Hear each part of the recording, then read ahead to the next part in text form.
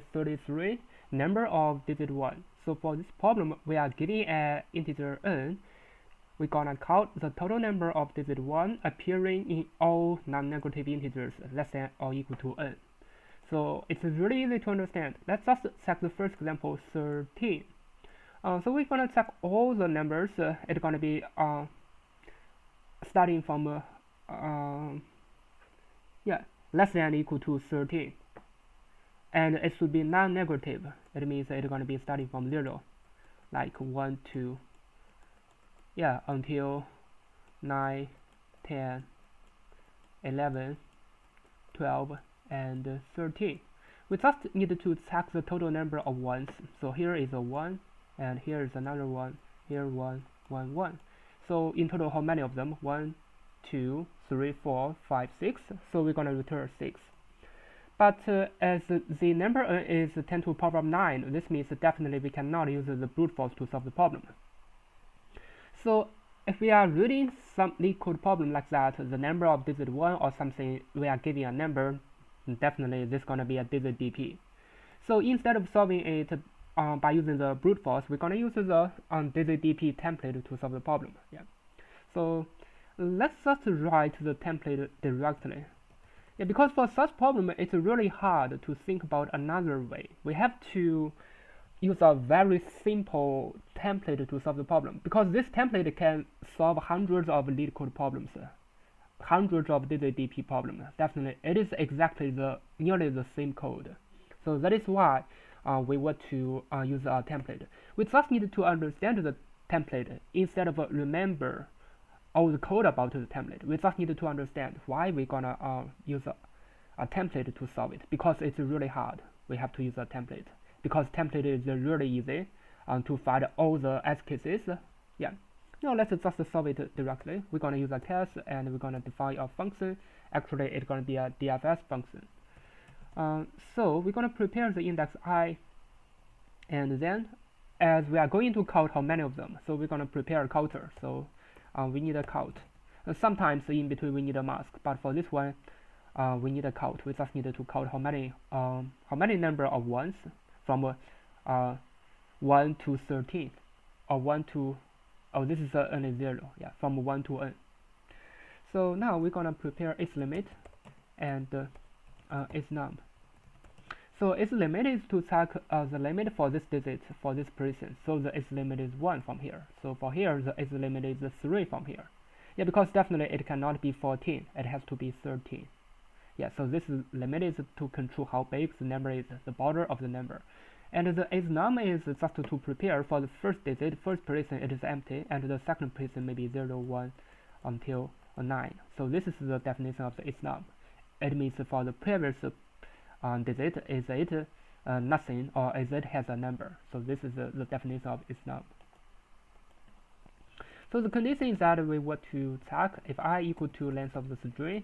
So basically this is the edge case. We just need to return the integer of its num. So if it is true, we're gonna return 1. It is a valid case. But here we're gonna return the counter directly because we need to count it. So this count is just to check how many ones, so we just need to return this counter. So this means this is num, if we have is this num or not, it doesn't matter because we just need to use the counter. So let's just use the count directly. Now I'm gonna prepare a result, and if not, it's num. So this is the basic template. After that, we can optimize the template a little bit. So if it is not its num, so the result gonna be equal to f I plus 1. Go to the next digit, and the count gonna be the same. Its limit gonna be false. Because there's no number for the current digit. For example, there's no number for this one. So this means after that, there's no limit. It's gonna be from 0 to 9. And the its number gonna be false.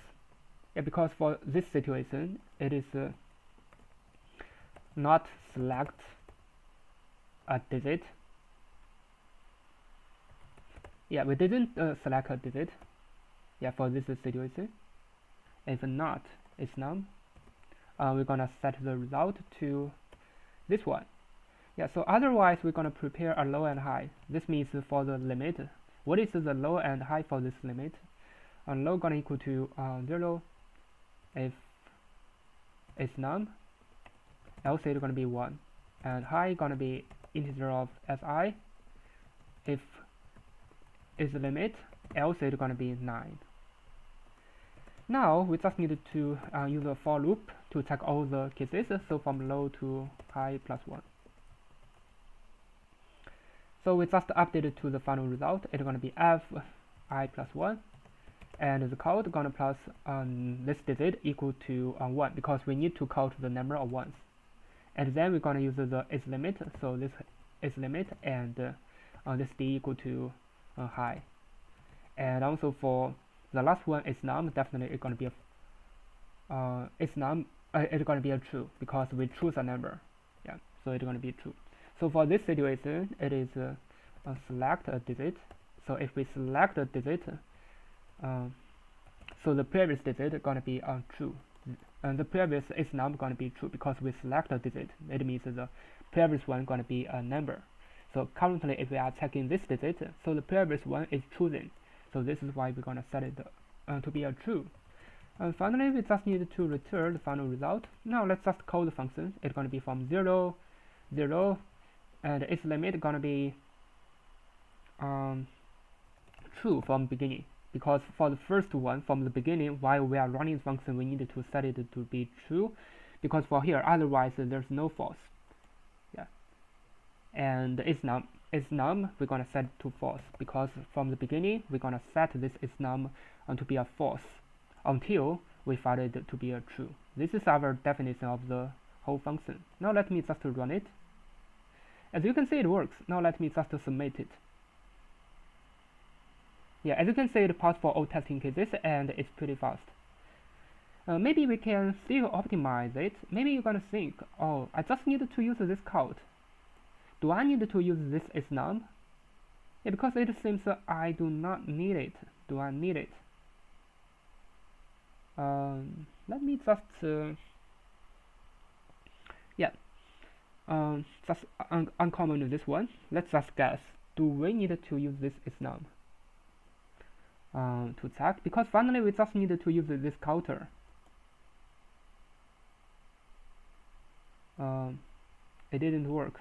Yeah, I think we need to keep it consistent with the template. So this is our template, and this gonna include all the different cases. So we're gonna write it like this. Yeah, and even for other DP problem, we're gonna consistent with this kind of template, because this is just used to avoid making so many mistakes.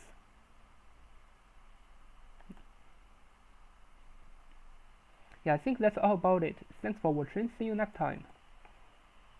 And by the way, the time complexity gonna be just this